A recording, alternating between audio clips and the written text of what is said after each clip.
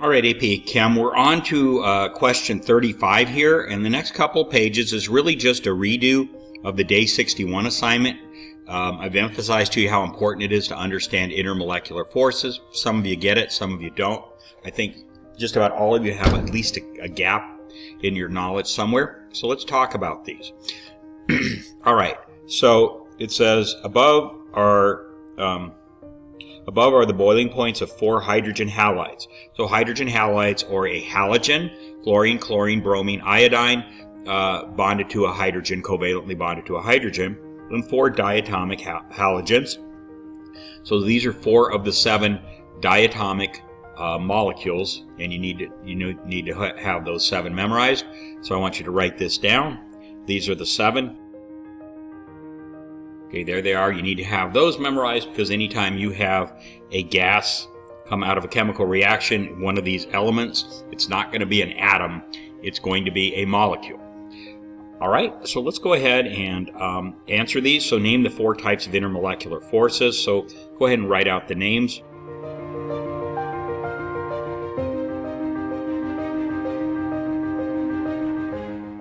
All right. So London dispersion forces. All molecules have London dispersion forces. If we're talking about small molecules, they're very weak. Large molecules, whether they're polar or nonpolar, they can be very strong.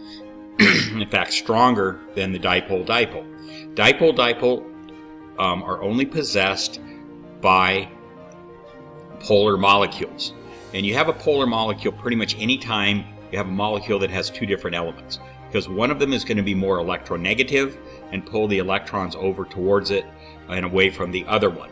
So dipole-dipole is a polar molecule. So the hydrogen halides, HF, HCl, HBr, HI, are polar molecules, and so they have dipole-dipole forces. The diatomic molecules, these 7 up here, or the 4 that you see in the diagram here in the chart, they only have London dispersion forces because a fluorine, for example, 2 fluorine atoms bonded together, one of them is not going to pull the electrons away from the other because they're of equal electronegativity. So those will not be polar. Okay, so not polar molecules have only LDF. Polar molecules have both. However, the London dispersion forces in a polar molecule could be stronger than the dipole-dipole forces if it's a large molecule. Then we have hydrogen bonds. Those are very special types.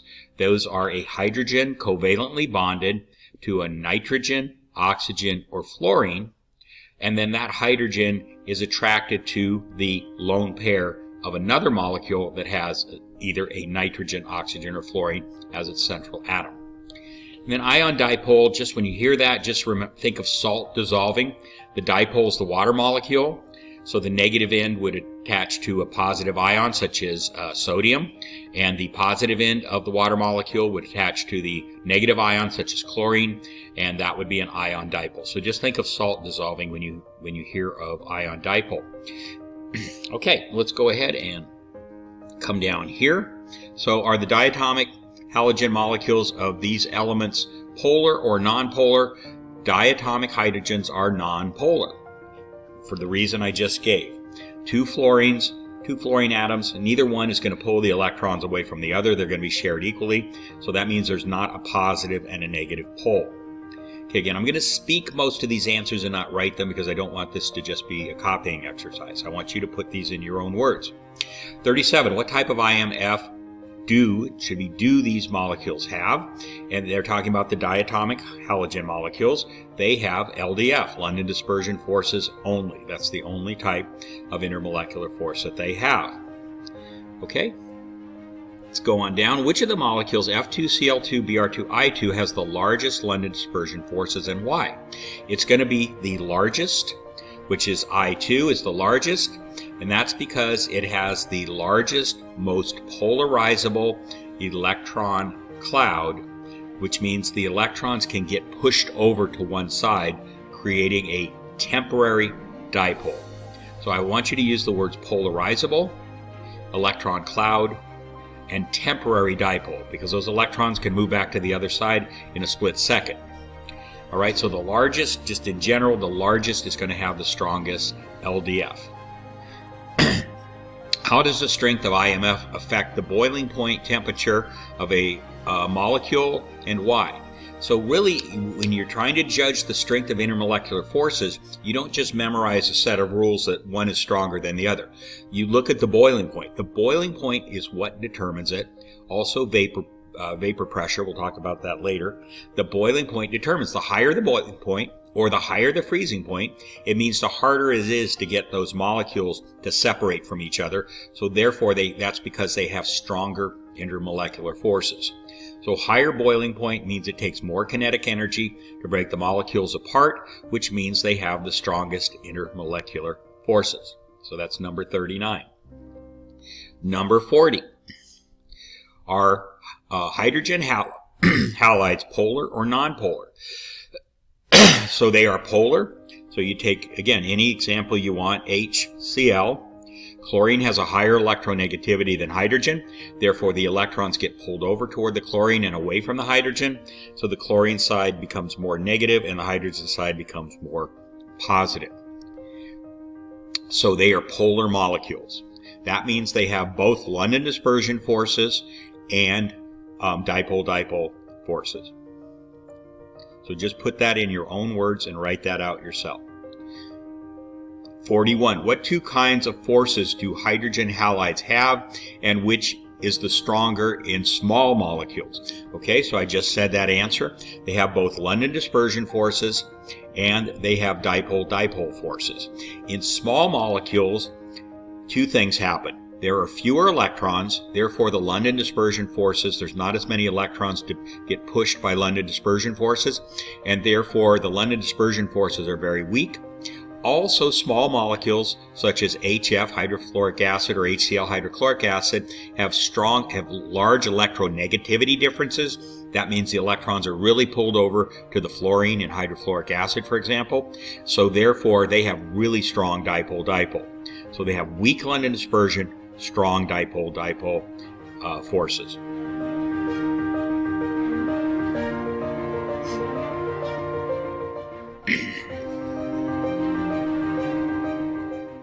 Okay, number 42. Explain why hydrofluoric acid has the strongest dipole-dipole forces of the hydrogen halides, and that's because it has the greatest electronegativity difference. I'll write this one down for you. Hydrogen has an electronegativity of 2.1. Fluorine has an electronegativity of 4.0, the highest on the periodic table. If you take the difference between those two, you get 1.9. That's the difference. And that would be greater than the electronegativity difference of hydrochloric acid. Chlorine is a little bit lower electronegativity than this, about 3.5. Bromine is even lower, and iodine is even lower. So the electronegativity difference between hydrogen and the other halogens would be less than 1.9. So this means the electrons are really pulled over to the fluorine and away from the hydrogen. So it has the strongest dipole, and so it has the strongest dipole-dipole forces. 43. List the hydrogen halides from the weakest to the strongest in terms of A, London dispersion forces. So again, London dispersion forces have to do with the polarizability of the electrons. So generally it's larger atoms with larger electron clouds. Okay, so hydrogen halides have HF is the smallest. It has the fewest electrons, so it's going to be the weakest London dispersion forces. Then next is the next largest, that's hydrochloric acid, HCl. Next is hydrobromic, and next is hydroiodic. So the hydroiodic would have the strongest London dispersion forces because it is the largest, has the largest, most polarizable electron cloud to create a temporary dipole. Again, get that whole kind of explanation down. But the order is simply from smallest to biggest. Now, dipole-dipole, it's going to start with the weakest is going to be HI, because HI has a very small electronegativity difference between hydrogen and iodine. It's just about 0.4. It's very small. So it's not going to have strong dipole-dipole. It's not a highly polar molecule. The next strongest after that is going in reverse order from the London dispersion forces. It's going to be hydrobromic is next.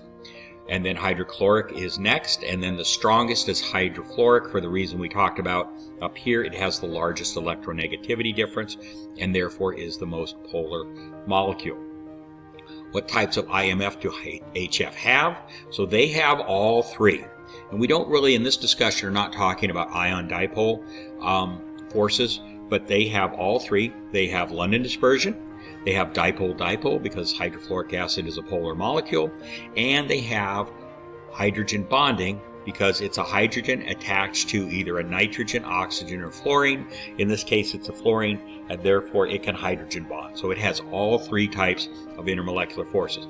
Okay, 45, explain why HF has the highest boiling point of any of the elements, compounds in the graph. So there are 8 elements or compounds in that graph. HF is the highest, and that is because it has very strong dipole-dipole forces, attractions to each other, and it's the only one in that group that has hydrogen bonding. So because it has hydrogen bonding and strong dipole-dipole, it has the highest boiling point. Now we're looking at this graph here. It's a series of graphs, and notice that each line shows you a similar type of molecule. The light blue line is H2 type molecules, H2O, H2S, H2SE, H2TE. The next line down is really the one we just examined. It's the hydrogen halides. It's HF, HCl, HBr, and HI. After that, you go to H3 molecules, NH3, PH3, ASH3, and SBH3. Okay, and finally down here you have what are nonpolar molecules. All of them are methane, and then SiH4, GeH4, and SNH4. All right, so let's go ahead and answer these questions. Explain why H2O has the highest boiling point of the others on the blue line. H2S, H2SE, H2TE. It's because these all have both dipole-dipole and London dispersion forces, these three, but water also has hydrogen bonds, and that creates a much stronger intermolecular force between water molecules. Okay? All right. And 47. Explain why H2TE has a higher boiling point than H2S or H2SE. Okay, so why does this have a higher boiling point than these two? Well, none of them has hydrogen bonds, so we're only talking about London dispersion forces, and we are talking about dipole-dipole, so they have both of those types of bonds. Okay. Now, well, H2SE, probably because it's smaller, has a higher electronegativity difference. The fact is that the London dispersion forces of H2SE or H2TE are stronger than the dipole-dipole forces of the other two. So in other words, the London dispersion forces dominate. How do we know that? We know that because we use the boiling point to make that determination. Okay? We don't have a set of rules. We just say, hey, if this one has a higher boiling point than these two, we know the one characteristic this has over the other two is it's larger, and therefore has stronger London dispersion forces. So it must be that the London dispersion forces of this, due to its higher boiling point, are stronger than the dipole-dipole and London dispersion of these two.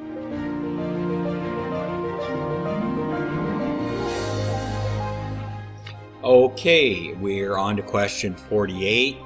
So explain why NH3 has a higher boiling point than pH3. So we're on this green line right here. NH3 is up here, pH3 is down there. They are both polar molecules, and of course they have London dispersion forces and dipole. They also have dipole-dipole, but NH3 can hydrogen bond because it's a hydrogen attached to a nitrogen. So the answer to this is hydrogen bonding of NH3. Okay, 49. CH4, SiH4, GeH4, and SNH4 are listed in order, of course, increasing boiling points. Why? Well, the only types, these are nonpolar molecules. Certainly you should know that CH4 is, okay? It's balanced, it's symmetrical. You may not be familiar with these, but they're all nonpolar molecules. And again, we talked about how you can tell polar from nonpolar, but in this case they are nonpolar. So that means the only forces they have are London dispersion forces, and therefore it's going to be the largest, most polarizable, largest electron cloud and most polarizable is going to be the largest of these. It's SN H4. All right, and that can create temporary dipoles. That's what London dispersion forces are. Okay, so they're all nonpolar. All right.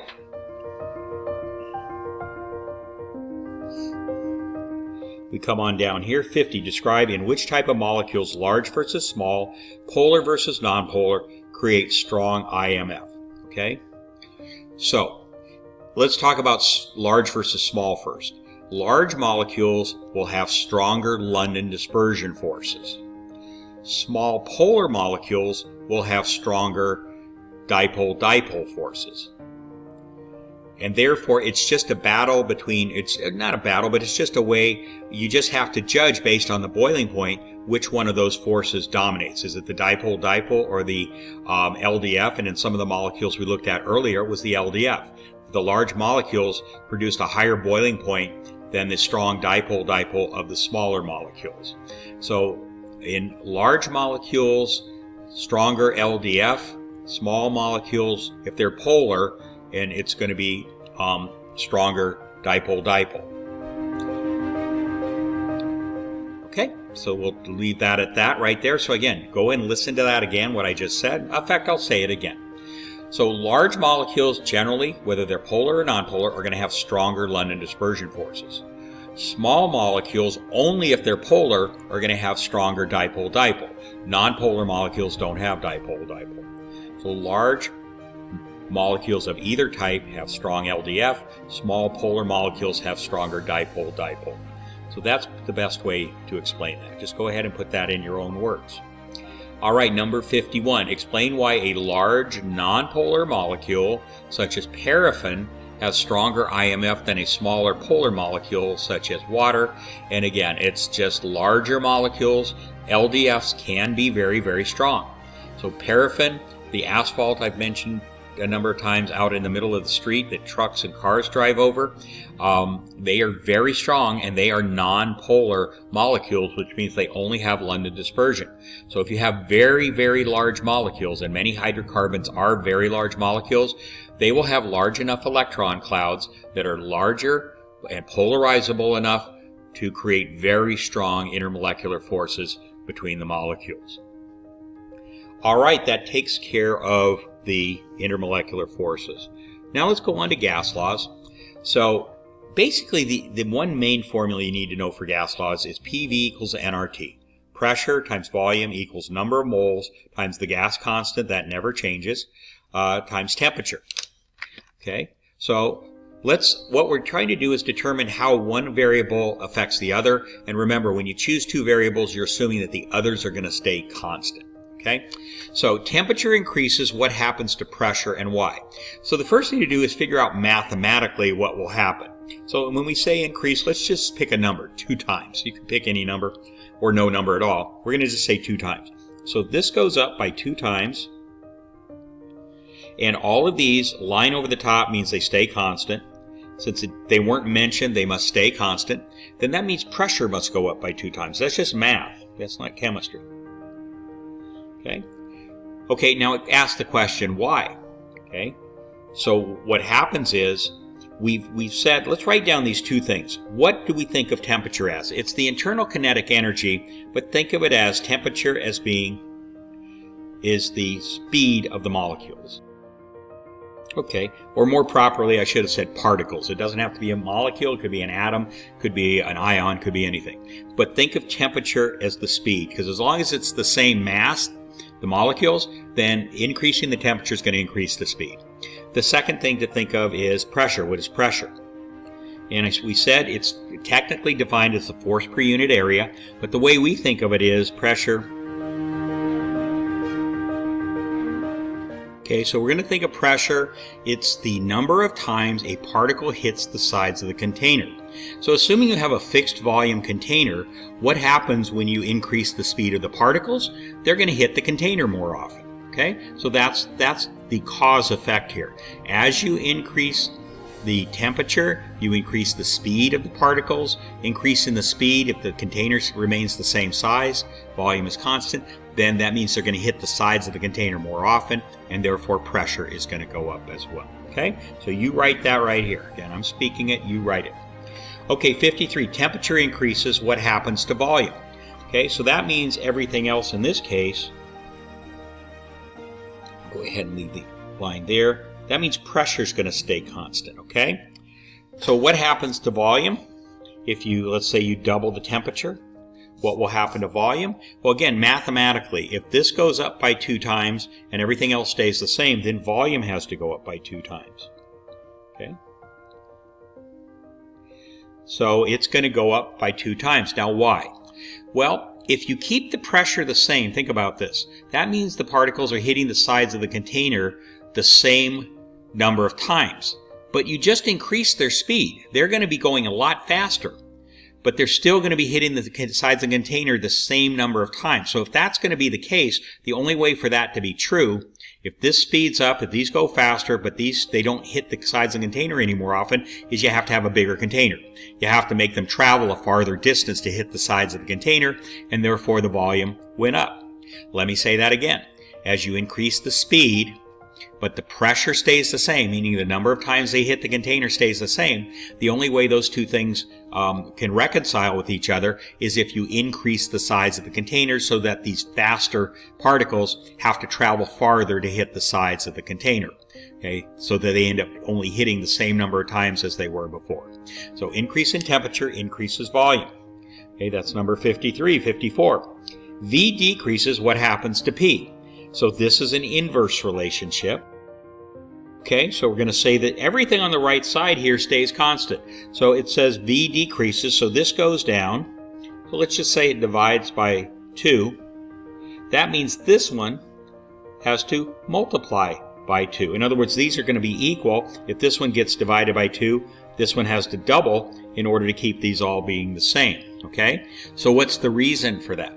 Well, if you have particles moving at a certain speed, and we're saying the temperature is constant, so they're not going to speed up or slow down, they're moving at some speed. If the volume decreases, you close the walls in on those particles tighter, then they're going to hit the sides more often, and therefore the pressure is going to go up. So decreasing the volume causes particles going at a particular speed to hit the sides more often, and that's going to cause the pressure to go up. Okay? So that's number 54. Number 55. T increases, what happens to N? Okay, so watch out here. If T increases, go ahead and erase. Okay, 55. T increases, what happens to the number of moles? So this is where you don't want to fall into the trap of thinking that there's always a cause and effect. So mathematically, if this goes up, let's say times 2, and they're both on the same side of the equation, then this one would have to go down, divided by 2. But wait a minute, this is the number of particles in the container. Does increasing the temperature make the number of particles go down? No, it's fixed. Whatever it is, it's probably fixed, okay? So increasing temperature does not have an effect, so there's no effect there for 55, okay? So be careful on this. There's not always a cause and effect, just because mathematically you can see what the relationship would be. Okay, so I'm going to erase that. You could just write no effect.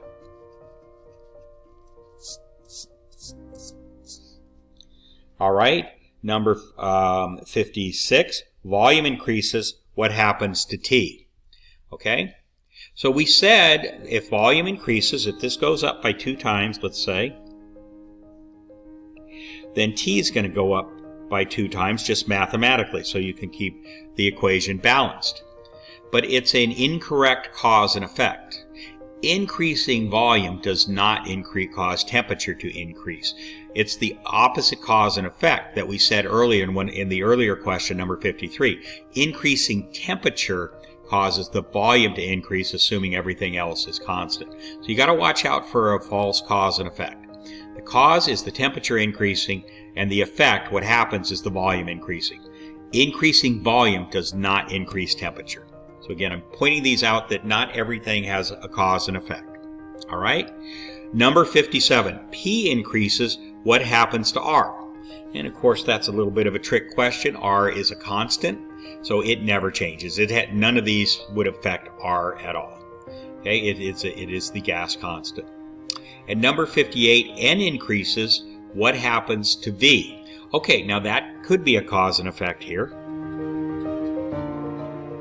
So if n goes up by 2, you double the number of particles, then all of a sudden they're going to be hitting the sides more often simply because you have more particles to hit the sides. At a certain temperature, they're all going to be moving at the same speed. Now you have twice as many particles moving at the same speed. They're going to hit the sides more often, and if the pressure stays the same, then that means the volume has to increase.